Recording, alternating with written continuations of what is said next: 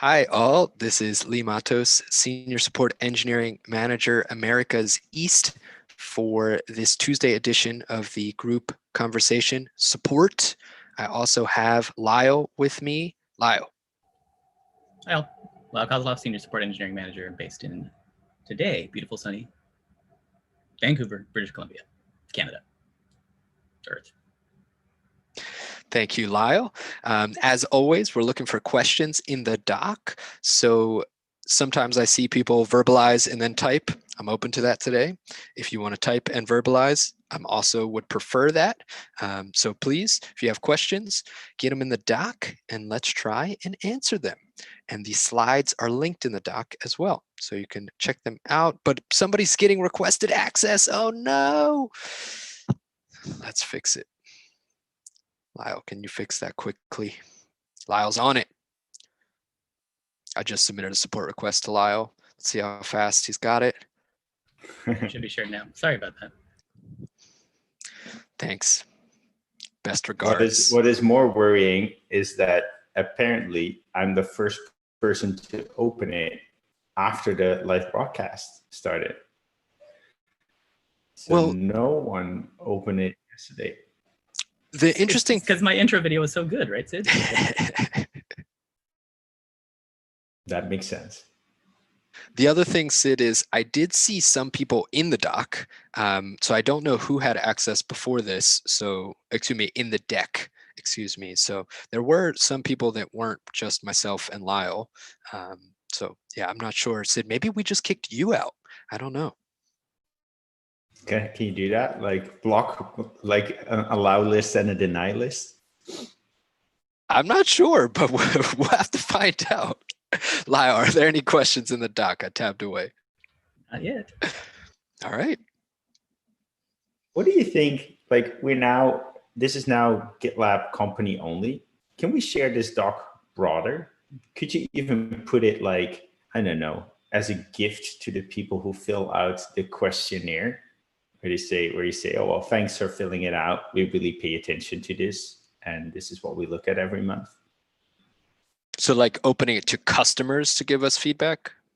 Like to raise questions? Making it public and adding a link to it from after they answered the Zendesk survey. I'm open. I don't see any reason. The thing to think about, the thing I'll say here, and then Lyle, I want to hear from you as well, and any other support managers in the call. We do have the support response, support survey review, where a support manager does review everything, and we do try and get back to people. So hopefully they feel pretty good about that already. Most of the time, people don't want to talk to us when we approach them. Is what we've seen. Makes us a little bit sad, but I do like where you're at, Sid, where this lowers that barrier, could make things a little simpler. So I want to think on it. Lyle, thoughts from you? Yeah, I would say interesting idea. It could be interesting to see if anybody shows up, but like they said, a lot of times people don't want to talk to us. We are working on an issue right now to provide a way for folks to give feedback during the life of a ticket and not just after. So if the ticket's going poorly, they can get in touch with the manager right away. No decisions yet made, but Val is leading that, so I'm excited to see where that leads. But live stream with comments, maybe. Cool. Yeah. So we have this page with the performance indicators, and there's all the cool graphs. But I'm not sure there's a link from this page to the other page for people. Like, I'm at the end of this page by now. I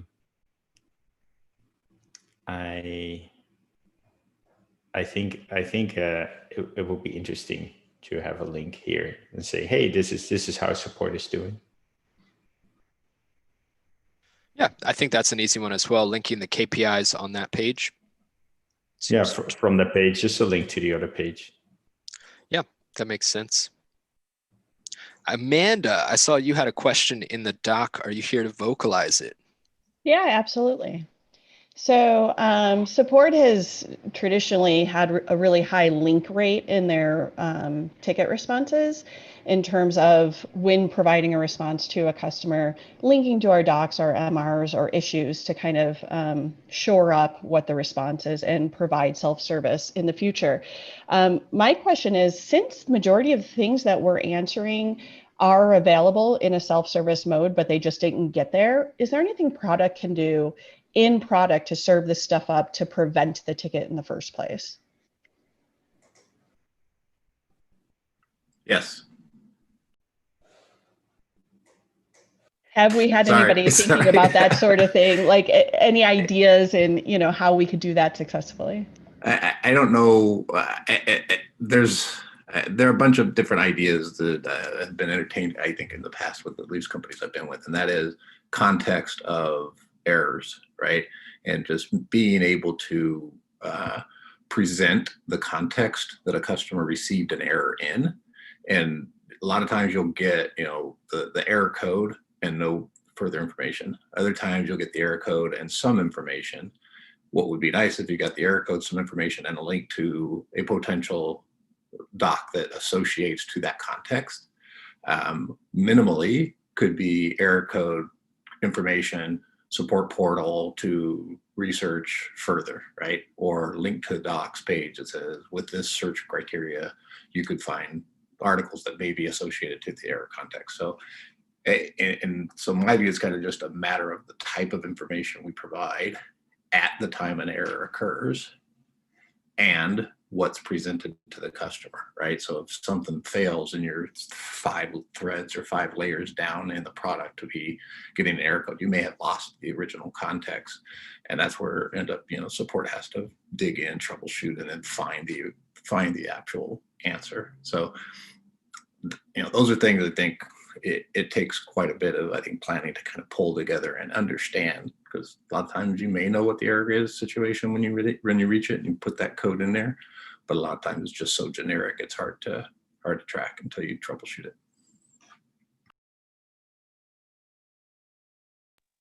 Yeah, that's great. I think in fulfillment specifically, we actually have some work coming into our next milestone where we're trying to degenericize the unknown error during the purchase flow and make it this error because X and do these things.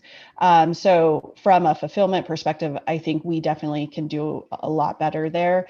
I think from a product perspective, there might also be opportunity for feature wise, like maybe you know, just in general flows, if we looked at, well, what kind of how do I kind of things do we get?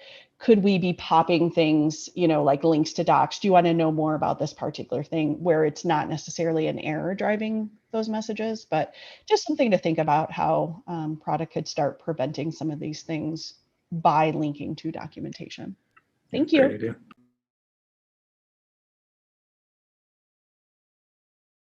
Awesome. Taking a look. Next up, I saw Elsha. You want to vocalize?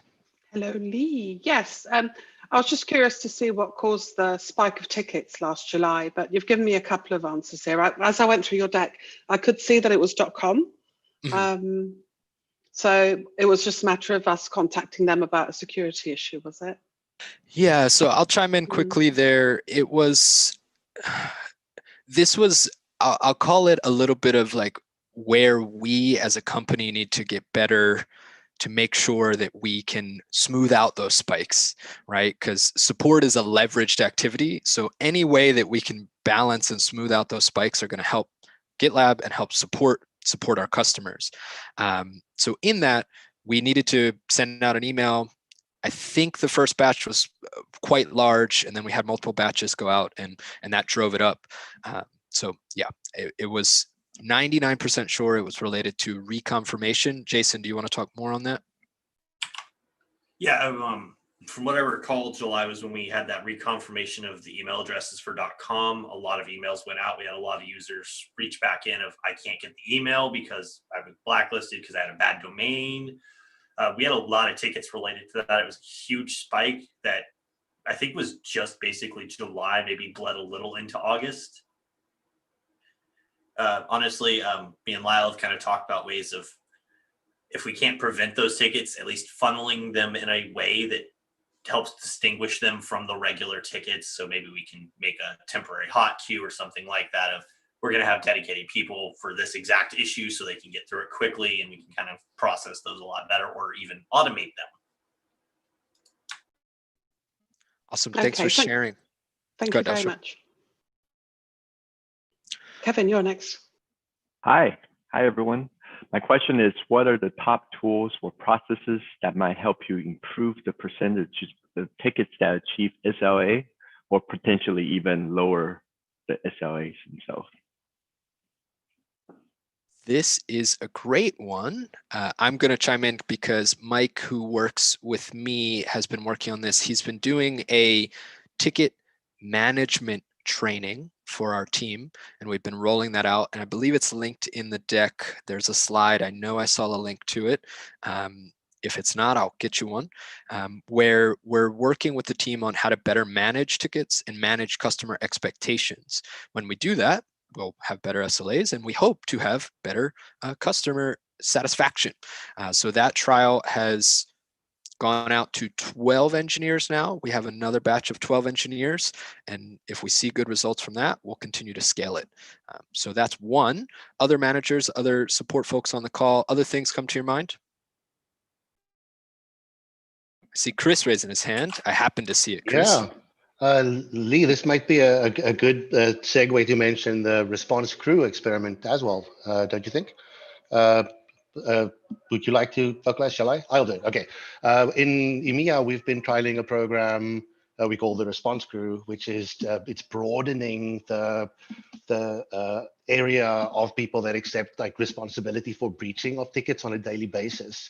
And we've had really, really good results so far. I expect you might see those results in some coming fancy charts in future meetings decks. And I think, if I'm not mistaken, that project also starts up in the US, the AIMER teams today, right? Yeah, that's right. Okay, so we're testing it out in other time zones now as well, and it's 100% directed at our efforts at increasing our SLA handling. So I think it's relevant. Who might join the response crew, Chris?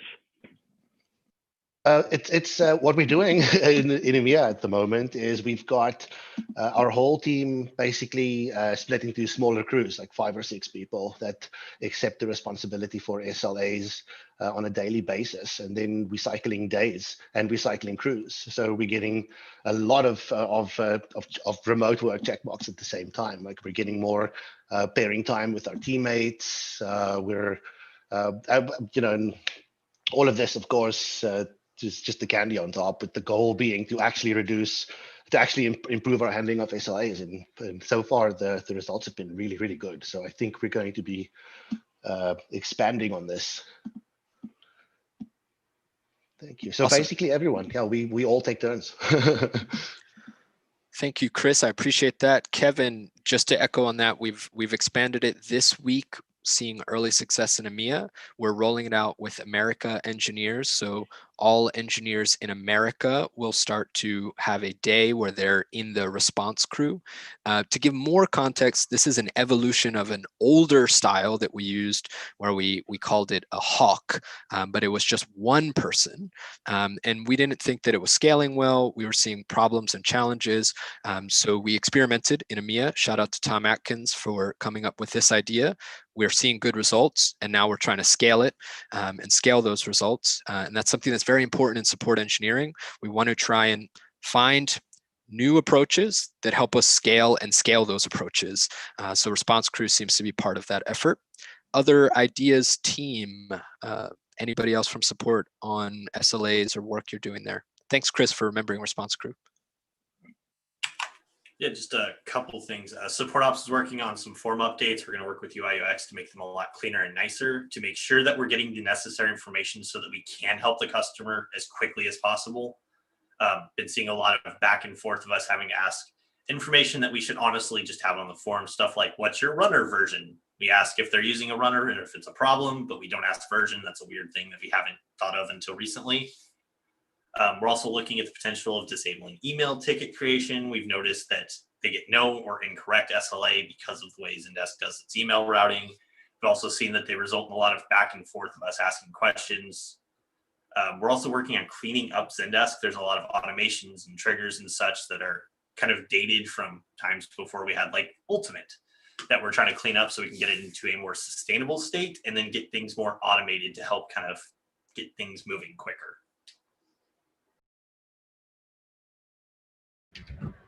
I added a note. I don't have a great answer because we're figuring it out, but it's in our OKRs this quarter to actually take on this problem. So you've heard some of the ideas, but ask in 4 to 6 weeks and we'll have a much better answer. Thanks all. Sid? Yeah. I was looking. I thought I remembered Basecamp publishing their support time, and it's just one. It's a single line. It's not a whole bunch of graphs like we would do it. It's just a single line. And currently it says our current response time is about 80 minutes, and they show it at the time of submitting your ticket. So you kind of know, like, okay, if you're going to go through the effort of submitting this is when you're going to get your reward, as in an answer, which I'm sure generates more tickets instead of less. So it's a great, it's a very customer friendly business practice. I can totally see the case for spikes in our support. That's why we have tiers and things like that. Up to 50% of the time we're behind and we're trying to catch up. But I can also see a future where our median time, where you just take the 50th percentile, is under an hour, where for half of the time we're just caught up and you get a quick response. Is there such a thing in our future?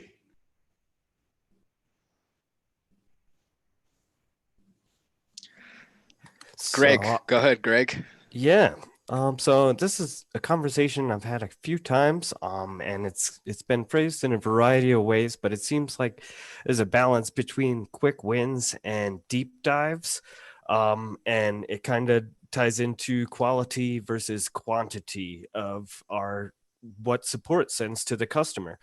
So for instance, I know a lot of the replies I send, like I open the ticket, less than 5 minutes, I have a reply out. Those are ones where I'm simply asking for more information from the customer, or potentially ones where the answer is in our documentation. I say, great question. It's in our docs right here. I link them to the documentation and that does it. However, sometimes customers, if you just send them a quick reply saying, hey, yeah, I got your ticket. Could you send us all of your logs? Could you send us your configuration information? Could you send us this? Or if it does require digging in, then I think sometimes having the longer SLA window produces a better result in the customer's eyes. And with deep dives, you can often solve the ticket in a single reply, whereas the quick replies, it's multiple replies are generally needed. Yeah, no, I'm not proposing an SLA of an hour. That's not what I'm proposing here. I'm also not proposing that we don't dive into the tickets that warrant it. My assumption just is that like 50% plus of the tickets are tickets that have an easy, quick answer. Like I assume that it's like Pareto's law, like 80% of the tickets you can do in 20% of the time, the remaining 20% take 80% of the time. But we're measuring the median here. So those like 80% of the tickets taking 20% of the time, those should kind of constitute the median first reply time. And it almost feels like we're not, as an organization, we're always backlogged instead of just being backlogged 50% of the time. And that's what I'm struggling to understand. So I'm very much talking about the median, not about the tickets that warrant a deep dive or situations when we're backed up. Hey, I don't know if maybe I can speak to that a little bit. Having been here since, especially on the SaaS side, when we began, a lot of the tickets were, like you say, really simple things that you could answer quickly, as long as you had people kind of working. And over time, we haven't figured out exactly why, but the tickets have gotten much more technical. And the number of kind of easy tickets we're seeing has gone down quite a lot. And this is just purely anecdotal. I don't have stats on this because I don't think that we've really pulled it. It's very hard to say, is this an easy ticket? Is this a hard ticket? You could maybe pull that partly based on number of back and forth. I don't know. But certainly anecdotally, I can tell you that over time, it could be that our docs have improved. It could be that the product has improved. It could be both. But the number of tickets that I can easily answer with just like a docs link or pointing people to somewhere, I can tell you, I rarely see them anymore, actually. And it's just the tickets we do get, I think, like Greg says, often does take quite a bit of time to really dig in and understand what the problem is so that we can try to lower the number of responses. And at least, we've seen often that the customer satisfaction is higher when we have less responses. I would really not want to go to this model where I've interviewed for positions in support where they say, okay, you have to answer 60 tickets a day. Well, we know, or sometimes more, we know from most of those experiences that they're just responding with macros and, auto responses, or very similar kinds of things. And we really don't want to do that if we want to keep our satisfaction high. So I think, like Greg says, it's a bit of a balancing act, but I will say, I don't know that we have that high percentage of kind of the simpler, easier tickets. Yeah, that makes sense. And that's great because like if it's a simple, easy ticket, like find a way to get that information to the customer before the email support. So like it's kind of a dysfunctional thing. At the same time, even though tickets are complex and maybe require 2 hours to answer, even if it was 2 hours, you'd still expect the median reply to be below 4.5 hours if like half of the time we're not backlogged. I think we might see some adjustments of this as the support crew becomes more mature. Just because I hear someone talk, but it's so soft that Zoom doesn't focus on you. Oh, I'm sorry. Is that better? Slightly. Oh, that's odd. Okay. I think as the support crew becomes more mature, we might see an adjustment in the response times because it's going to slightly change the way that we're reacting to the incoming tickets. I think there's a tendency in some cases at the moment that we're sort of heading for the breaching ones almost as they reach the end of the SLA period rather than as they first come through the door. But this is something that remains to be seen with the experiments and with some of the tweaking that we're doing in the crew. So I think if we look at this in a few weeks' time, hopefully we'll see some improvement there just because we've changed the way that we're working. Thanks. Awesome. Thanks for sharing, Val. We have 2 minutes left on the board. I just wanted to call out to Lyle quickly about this topic. Lyle did some research where we were looking specifically at SaaS tickets, and we did draw a conclusion that they appear to be getting more complex, which means we are catching some of those simple ones. But like you said, Sid, this is a good challenge for us to try and understand how do we improve. Val, thanks for thinking about how response crew plays in. So I'm excited about that. And let me pull up the doc. Cool. I think that that's all the questions here we have. For everyone who joined, we have like 30 odd seconds left. Thank you for great discussion. Thank you for great questions. Everyone from support who chimed in, really appreciate it. Keep it up. Thank you, GitLab. Peace.